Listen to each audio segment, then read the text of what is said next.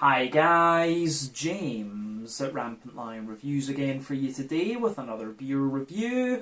For this one we have a little bit of a special review. This will be the final review of my first 10 years doing Rampant Lion Reviews.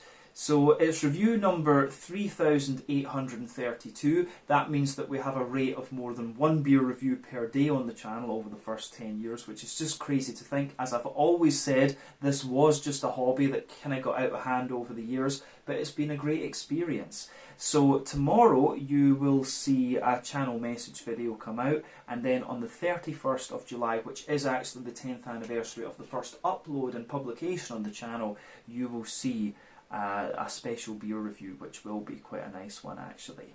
But for this last review of the first 10 years, I thought we would do something a little bit kind of quirky and special. So the beer we're going to look at today comes from a brewery who are now sadly defunct. It's a style that I know this brewery did very, very well. It's one of their more exclusive releases, and yeah, I have to say it's just a brewery that I was quite sad to hear that they went under. So yeah, I think it's quite nice to pay tribute to them in my final review of the first 10 years doing Rampant Lion Reviews. So needless to say, I'm very curious to see what this beer is going to have in store for us. Hopefully it's another good one. Hopefully it makes for an interesting review, and as always I hope that you guys watching enjoy my take on this one as well. So yeah, for this review then we are going to head to a little place called Kippen, which is near Callander, out to the west of Stirling, my hometown in central Scotland, and we're going to return then to Fallen Brewing Company. So this particular beer is called Blackhouse Reserve. It's the 2021 vintage, I should point that out as well. It comes in at 10% ABV. It's an Imperial Porter, although they're describing it as an Islay cask-aged smoked porter.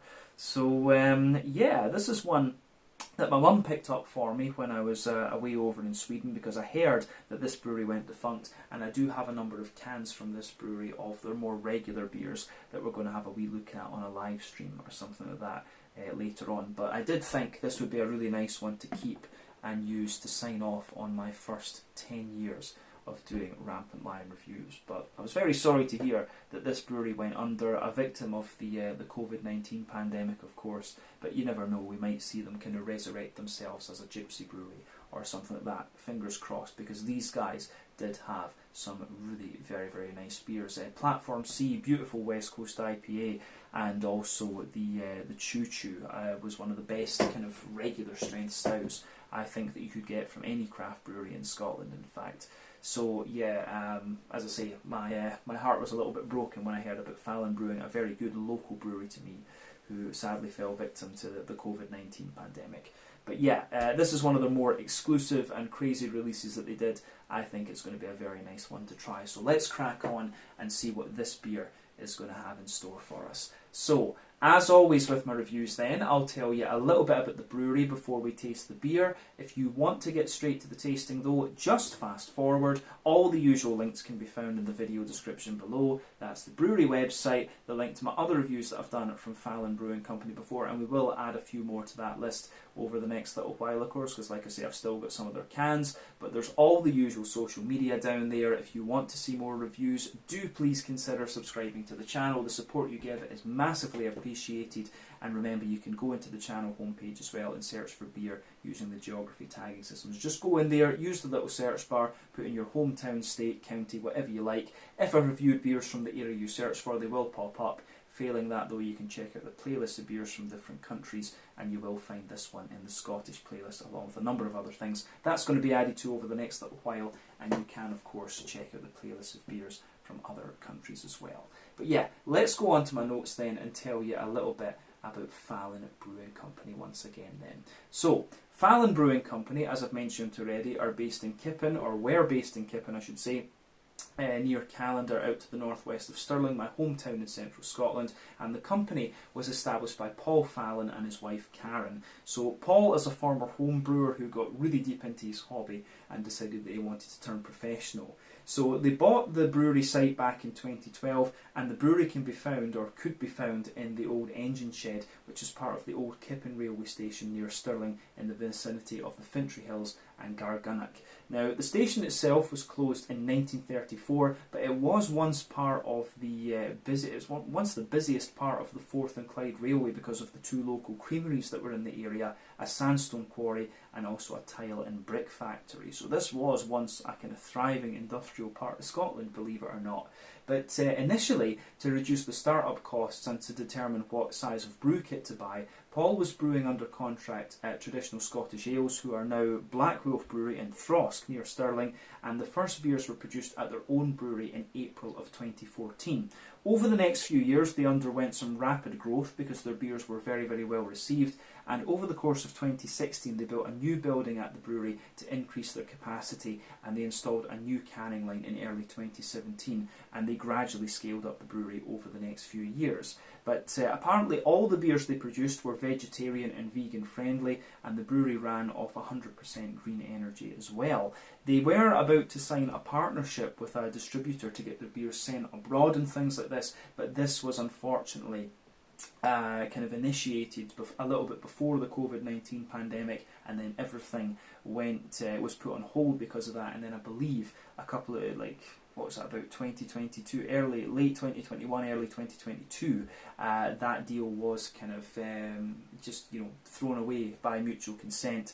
And then Fallen Brewery really started to struggle financially because they were selling all of their beers online, and they filed for liquidation in about April of 2022, and that was unfortunately the end of Fallen Brewing. So they did fall victim to the COVID-19 pandemic, unfortunately. But like I said earlier, they used to do some very, very nice beers. Platform C West Coast IPA was a favourite of mine. The Choo Choo Stout was one of the best regular strength craft stouts that was produced in the country, in my opinion.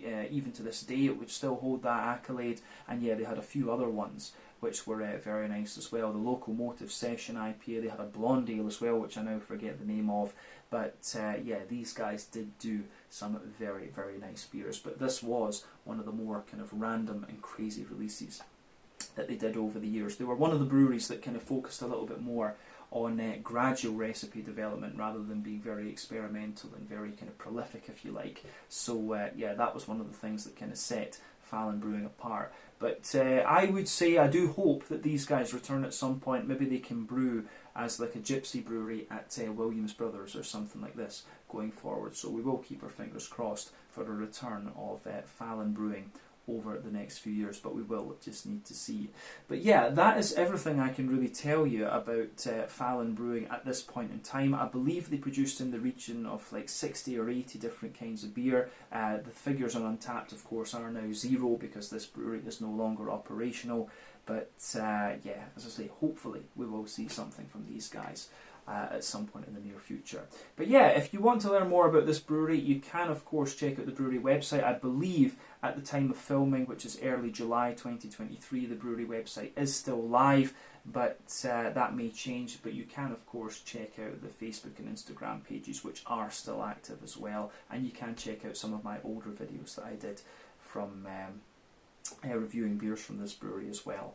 But yeah, check out all those links, but we are now going to go on and have a little look at this beer itself. So yeah, as you can see, the can on this one is kind of similar to what we've seen from Fallen Brewing in the past. There you can see the nice hop flower on the top of this one, which is was the Fallen Brewing Company symbol. They did undergo a little bit of a rebranding when they scaled up to the 440ml cans a year or two ago. They used to sell all their beers in the 330s, and you can go back in time on the channel, just put Fallen Brewing Company in and all these old videos will come up. You can see how their label art and stuff has changed. But the hills that you see on the top of the label there, this is actually the hill line, if you like, of the local hills near the brewery, which is kind of cool.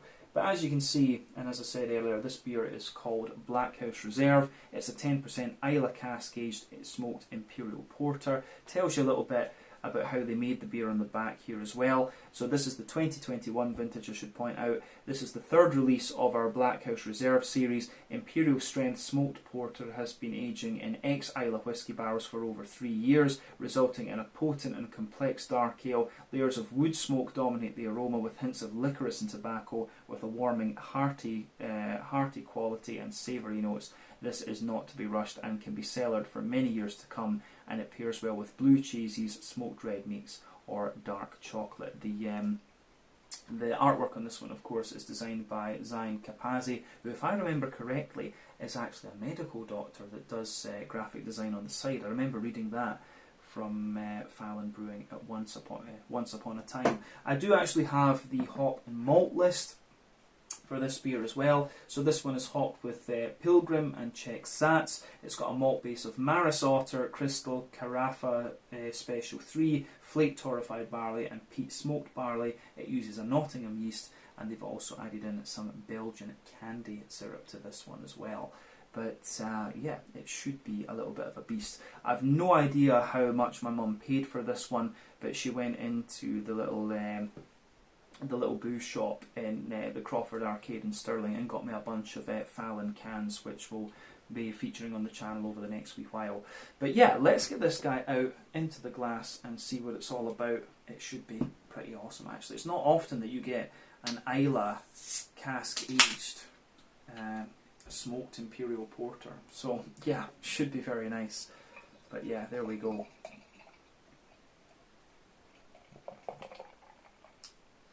That does look pretty damn good, I have to say.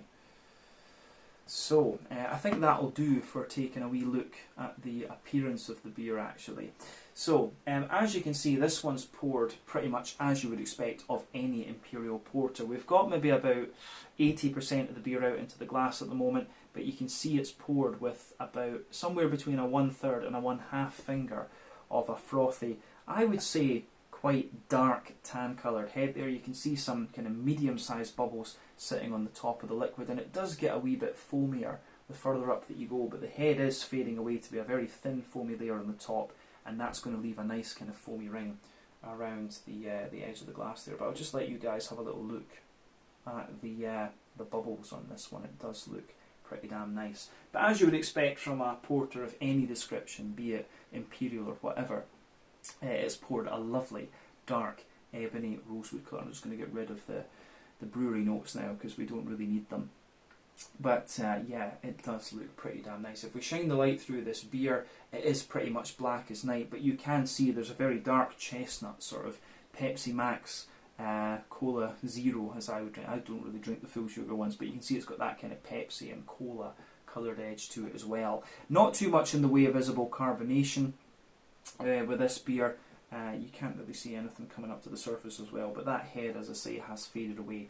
A very kind of thin, wispy, foamy layer actually. But yeah, it does look very, very nice, this one. So yeah, let's have a wee look at the aroma then and just see what this beer is all about. But nothing surprising about this beer in terms of its appearance when you consider what style it is. So let's have a wee look at this.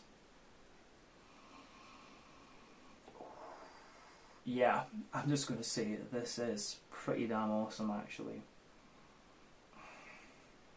Yeah. It kind of gives you, in some ways, it gives you everything you'd expect, but it does give you just that little bit more. As I say, these guys were, you know, pretty much any beer they produced was pretty damn solid, but I never had too many big, you know, Imperial strength beers from these guys, but it's interesting to go to another dimension of a brewery that you kind of know quite well, actually. But I'll say straight away, this is pretty damn good. If you know you want an Islay smoked Imperial Porter, this one certainly gives you everything you'd expect. So Islay whiskey, of course, is known for its kind of smoky, peaty character. Depending on what distillery you go to, you're going to get different things. Cal Islay is a personal favourite of mine because it gives you a bit of a sweeter, smoky character, but it also has a little bit of a kind of grassiness to it as well. Whereas if you go to, you know, like Ardbeg or Laphroaig or something like that, you know, you're going to get the more dry, roasty type smokiness. There are sweeter ones out there too. Kilchoman, of course, had a little bit of a citrusy character to it from what I remember. But yeah, Islay smoked whisky is right up my street. Huge fan of the German Rauch beers and a huge fan of the Scottish peated whiskies, I have to say. So this beer is right up my street. But you will notice some kind of phenolic type notes out of this one as soon as you smell it. But yeah, for an Imperial Porter, Islay whiskey barrel aged, it gives you everything that you would kind of expect. But let's just break that aroma down and describe it for you a wee bit more in depth before we actually taste the beer. So yeah, the backbone of this beer, you absolutely get a lovely little bit of that kind of more smooth European oak character coming out of it. As I've said before, European oak for me is always a little bit drier in its aroma than American oak. And American oak, they're different species of tree, of course, but American oak is always a little bit smoother and gives you a little bit more of a vanilla element, whereas European oak is just that little bit drier. So yeah, you can smell that kind of European oaky character coming out of this one. You can smell the spirit coming out on this one. I would not be surprised if this one's been aged on Cal Islay whiskey casks. There's just something really distinctive in there that's setting off my kind of contextual memory. So I'd love to know what whiskey barrel they actually used with this one. But yeah, it would not surprise me if it was a Cal Islay, just going by the aroma, because you can smell the kind of smoky, peaty whiskey in this one, but it has that little bit of kind of brown sugary sweetness to it, a little bit toasty of course as well, and you've got the little bit of grassy earthiness in there. There's just something very distinctive about that that's setting off my my whiskey brain. So yeah, smooth oaky character, the lovely kind of notes that we've just mentioned from the spirit note, from the spirit layer, and then yeah, you've got a kind of roasty, toasty, well-fired bread crusty character coming out of this one. That's going to be the Carafa, of course. Carafa is a trademark malt of the Weyermann Company in Bamberg in Franconia in the north of Bavaria in Germany. Gives you this lovely roasty, toasty, well-fired character, but a little bit of rye bread and things on top. So roasty, toasty, well-fired bread crust, a little bit of a kind of sweeter rye bready character sitting on top.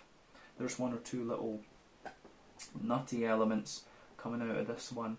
A little bit of kind of woody character in the bready notes there too, but then a wee bit of a wholemeal kind of brown bready character too. Above that you've got some nice kind of roasty, toasty brown sugars, and then you've got a wee bit of a kind of more oily, slightly leathery caramel coming out of this one. I'd be curious to know the length of the wort boil on this beer, but remember the main difference between a porter and a stout is the fermentation temperature. I believe that they're both ales, of course, but I think porter fermentations take place at a slightly lower temperature. Porter yeasts prefer to ferment at a lower temperature than stout yeast do. But yeah, you do get a little bit of that kind of leathery brown sugary note out of this one, bit of toastiness in there as well, and some nice kind of sweeter caramelly characters too. So yeah, really interesting, but you can absolutely get that little bit of phenolic quality from the addition of that kind of candy syrup too. But yeah, I think that covers the kind of malty and yeasty side of the beer, to be honest with you. So yeah, on the hoppy side of things now, and a porter is of course not the most hop forward of styles. You could expect that, and especially when this beer's been aged for about 3 years in the barrels, a lot of the hoppy character is going to have dropped out of it. There's no doubt about that. But you still get the remnants of some green component in this one. So there's a wee bit of earthiness in there, quite a little bit of herbal character, a very, very slight touch of like floral aromaticity, but you've also got some nice kind of grassiness coming out of the beer as well. So yeah, there's a little bit of green component to this one, but not too much. That's to be expected considering the style and the age of the beer, as we've said. But yeah, I don't think we need to say too much more about that. On the fruity side of things, I'd say that this beer is not the most pungent. I'd say that this beer is not the most pungent of fruity beers, but like I say, you get that kind of phenolic medicinal type thing. It reminds me a little bit of a Belgian Bruin or a Belgian Double, actually, the kind of phenolic character you get out of this one. It's a little bit like a kind of Christmas pudding type quality, so a bit of a datey, pruny type note. But certainly you get a little touch of raisin to it, not too much, a little bit of juicy plum, and you also get that blackcurrant and blackberry type note coming out of the beer as well. So yeah, aroma wise, this is pretty damn nice from that particular perspective. The fruity side of things is really interesting, but I'm just surprised at how pungent the candy syrup in this one is. So yeah, really interesting beer from the aroma perspective, but we know that Fallen Brewing can do the dark things very, very well. So let's just pour the rest of this one out. As I always say, take a bit of time to enjoy the aroma of your beer before you get stuck into it.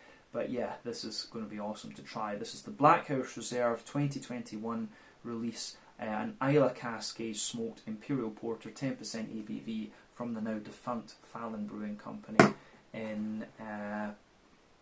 who were based in Kippen, just near Callander, out to the northwest of Stirling, my hometown here in central Scotland. Let's get stuck into this one. My last review of the first 10 years of Rampant Lion Reviews. Slàinte, skål, cheers, and thank you for all the support.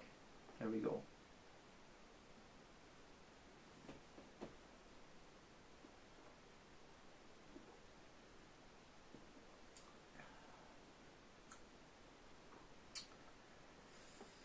Ooh, yeah. That is really damn good. Yeah, I'm just going to say straight away, that's a really top quality beer. One of the things that can often happen with an Imperial Porter, because of how strong it is, you can kind of get lost at that strength and stray into stout category. But this one's really good in the sense that it maintains the lightness in the mouthfeel that distinguishes a porter, I would say. So yeah, that kind of goes to show you how good Paul Fallon was, or it is, we should say, at brewing beer. This is awesome. That's a very, very nice beer. Yeah, I'm definitely going to have to keep this can for a display on the channel, actually. That, in terms of quality of beer, you know, like I say, Platform C and Choo Choo could not be knocked. They're some of the best examples of their respective categories with regards to the Scottish craft beer scene. But that's got to be the best beer that I've tried from Fallen Brewing, and I don't see any others topping that, to be honest with you. So yeah, let's break this one down and describe it more in depth. But it gives you everything that you would expect if you know the different elements of this beer. It's got that lovely roasty, toasty and light drinkability that you'd expect of a porter, even an Imperial Porter. So it's got the kind of smoothness and silkiness you'd expect when the style goes Imperial. It gives you the roasty, toasty, kind of peaty sort of thing you'd expect of an Islay whiskey barrel aged beer. It's just really nicely done. So, as I say, a massive thumbs up from me. Yeah, let's just break this down and describe it a wee bit more in depth.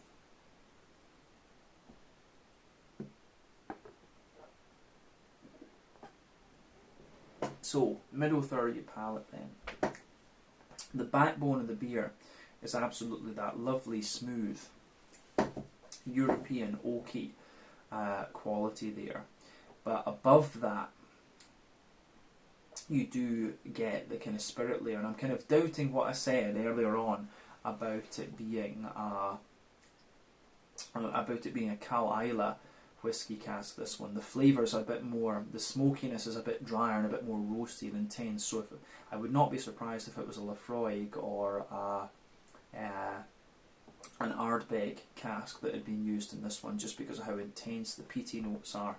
But yeah, smooth European oak in there. A little bit further forward you get a teeny hint of vanilla on that middle third of your palate, but like as I say, above that you get the spirit layer, which really is a very dry, roasty, intense peaty whiskey that's coming out of that, and that lingers into the aftertaste. Now it could just be because of the length of time this beer has spent in the cask. That could be another factor that's at play here. But yeah, you have to be quite careful when you use Scotch whisky barrels, because they tend to be a little bit more kind of powerful in imparting their flavour on a beer in comparison to, say, cognac or American bourbon barrels. But it could just be the nature of the whisky, of course, the peaty character. So yeah, there's a few factors to consider there, but as I say, for me, who is a little bit of a peat and Ralph malt head, this goes down very nicely. But above that spirit layer, you get that roasty, toasty, well-fired bread crust that you would expect from the Carafa malt. That kind of sits there. Above that, there's a little bit of an almost slightly kind of crisp rye bready layer, and then you have above that a more smooth wholemeal brown bready character coming out of this one. Within that wholemeal brown bready character, you get a little touch of kind of, say, maybe nuttiness coming out of the beer, but that shows its head a little bit more into the aftertaste.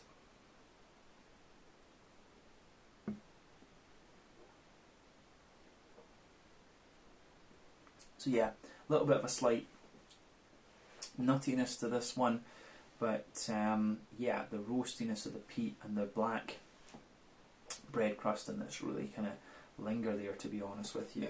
But above the kind of wholemeal brown bready layer, you get a little bit of kind of leathery brown sugary layer coming out of this beer. That could be due to a slightly longer wort boil, to be honest with you. I'd be very curious to see the brew sheet of what was done with this particular beer. I think the original one before the reserve was called Imperial Blackhouse, if I'm not mistaken. I don't think I ever got to try that, unfortunately. But yeah,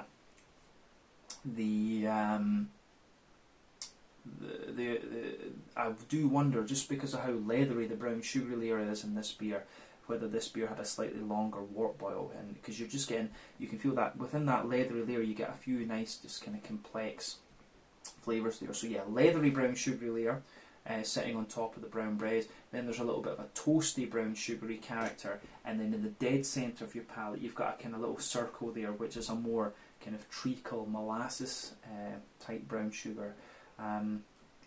So yeah, the way all of that goes together is really quite nice. But the more leathery brown sugary notes you get out of this one is kind of in keeping with the kind of rye bready character of the bread crust and the kind of dry wood and quite intense smoky spirit character you're getting out of the beer. So yeah, there's quite a little bit going on in this beer in that middle third of the palate. That is where the epicenter of the complexity in the beer is, for sure. But yeah, it goes together really nicely. But I can say with this beer, if you don't like smoky Scotch whisky, you're probably not going to enjoy this one, because the barrel is quite prominent overall.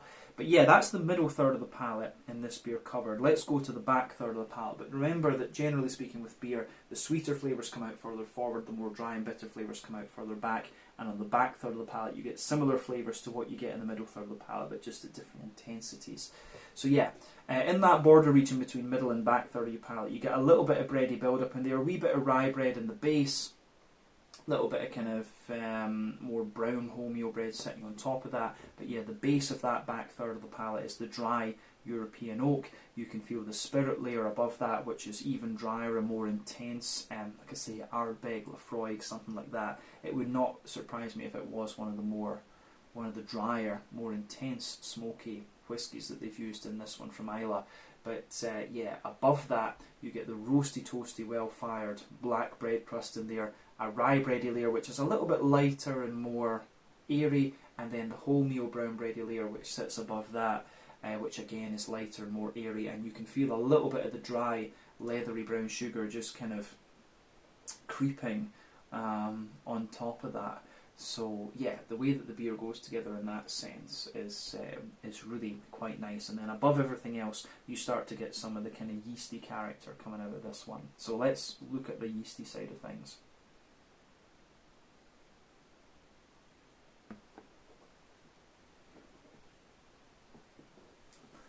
So yeah, the yeasty side of the beer, for me, it's The yeasty side of the beer is quite nice because it has a little bit more of a kind of intense, dry,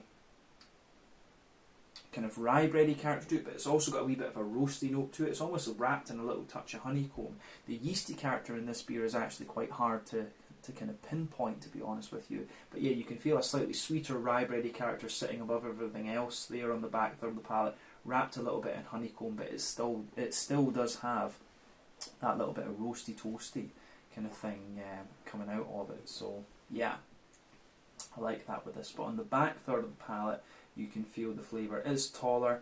Then as you move further forward into the middle third of your palate, it just kind of condenses down and squashes together that little bit more. Yeah. On the hoppy side of things then, let's move on to the kind of green component. I think we've covered the malty side of the beer well enough in this one. So in the back corners of the palate, you've got a nice little bit of earthiness coming out of the beer, which is good. As you move further forward, it's a little touch herbal. Then as you push further forward, it gradually gets a little bit more kind of floral. But as we said earlier on, a lot of the hoppy character will have dropped out of this one just because of the sheer age of the beer. So yeah, you can feel that going on in this one. But you still get a little bit of floral aromaticity in there from the Pilgrim and from the Sats. The Sats will give you a little bit more of a spicy character, of course. But round the front curve of the tongue, it's a wee bit lighter and more grassy. But again, the green component, generally speaking, is very smooth. But let's look at that front third of your palate then. So the border region between front third and middle third of your palate, you get a little bit of kind of bready build up in there, a wee bit of rye bread in the base and a bit of a wholemeal brown bread on top. But then the base of that front third of your palate is a little bit more kind of woody. As I say, you do get a little bit of a sweeter and smoother woody character in there. You can feel the sweeter side of the kind of smoky whiskey coming out as well, which is nice. Then you get roasty bread crust and then a bit of a kind of more dense brown bready character there. But above that, you get that nice oily bubble where the juicy fruity esters just roll their way out of the beer. So yeah, the way everything goes together in this one is really quite nice in that regard. But let's look at the fruity side of things then, just to round off the tasting section.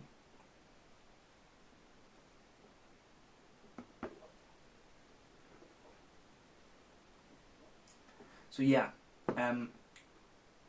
the beer does have an element of that, it has got an element of that more phenolic Christmas pudding, cough syrupy type thing that you'd expect when you use Belgian candied syrup. You know, you see this kind of characteristic in Belgian Bruins, Belgian Dubbels, not so much in the quadruples, right enough, but yeah, you can feel within that kind of roasty, toasty, bread crusty layer and the kind of rye bready layer that's there, you get that phenolic, you know, datey, pruny, dry fig kind of note out of this one.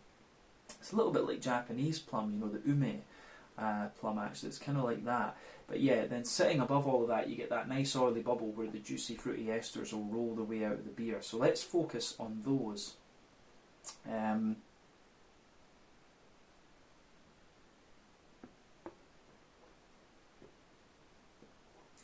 I'd say that when you take the beer in, it's got a little bit of a kind of it does have a little touch of a raisiny sharpness to it. If you go to the back of that front 30 palate, there's a little bit of raisiny sharpness in there. You've got a wee bit of a more kind of juicy plum sitting underneath, and as you move further forward, it's got a little bit more of a you do get a little bit of figgy character, and then as you move into the front half of that front third of your palate, you've got a wee bit more kind of black currant in the base and a little touch of like blackberry on top of that. But yeah, the fruity character in this one is quite nice, but I would say that the fruity notes that I've just pointed out, they take a back seat, of course, to they do take a back seat to the kind of phenolic qualities and the barrel. The barrel really does come out of this one the further into the aftertaste that you go. So yeah, it's quite an interesting beer from that particular perspective. But yeah, I think that covers everything we need to say about the flavour, so we can round off this review pardon me with a wee bit of the mouthfeel. I'm getting quite a bit of gas out of this beer, of course, but it's also going to my head, I have to say. But yeah, mouthfeel time with this one.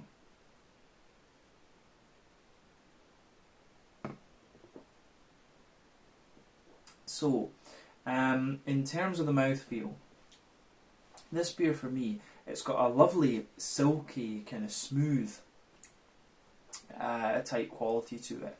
I think I'd say that it's maybe bottom end of full bodied. I think that's a good place to describe it. It's a lovely, smooth carbonation, silky smooth type mouthfeel.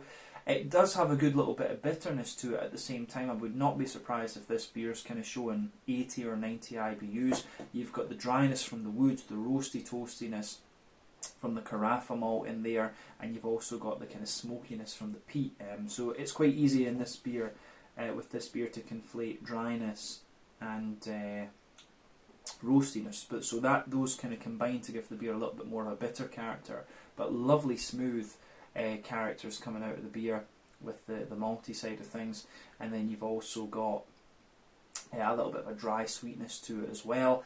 On the fruity side of things, it has a little bit of sharpness when you take it in, a little bit of juiciness, but then yeah, you get that kind of phenolic quality from the Belgian candy syrup sort of linger in there. So yeah, about 80 or 90 IBUs, would not be surprised about that roasty, toasty, malty character, lovely smoothness in there, and then just a little bit of juicy, fruity note to it. I think that summarises the mouthfeel of the beer quite nicely.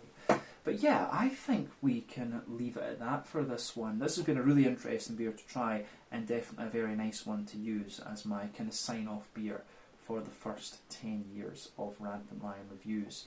So yeah, this was the Blackhouse Reserve, a 10% Imperial Porter aged in Islay whiskey barrels from the now defunct Fallen Brewing Company in Kippen, near Callander, to the northwest of Stirling, my hometown here in central Scotland. I'll be keeping this can to use on display a little bit later on. But yeah, let's leave it at that for this one. This has been a great beer, so yeah, awesome one to review, and I can feel it going to my head now. So yeah, thank you again for watching my beer reviews. Until the next time, please like, subscribe, share, all the usual YouTube stuff. Let me know your own thoughts on this beer in the comments section below. If you do happen to have tried it, let me know your favourite beers from Fallen Brewing. Give me a bit of nostalgia about this brewery. As I say, very sad to see them go under, but hopefully we can see them return as a gypsy brewery or something like that going forward, because they, Platform C and Choo Choo, they were real classics of the Scottish beer scene for me. So yeah, fingers crossed we see a return from Paul Fallon at some stage. But yeah, check out my social media, check out Fallen Brewing social media, and we will hopefully, you will see a few more reviews from these guys going forward in a live stream and stuff like that at some point. But yeah, I do hope we see more from Fallen Brewing Company at some point in the near future. But until then, Slange it, Skull, cheers, check out the channel message tomorrow, and you will see a very special review in 2 days' time for the 10th anniversary of the channel. But thank you for watching, and I will see you guys very soon. Slange it, Skull, and cheers.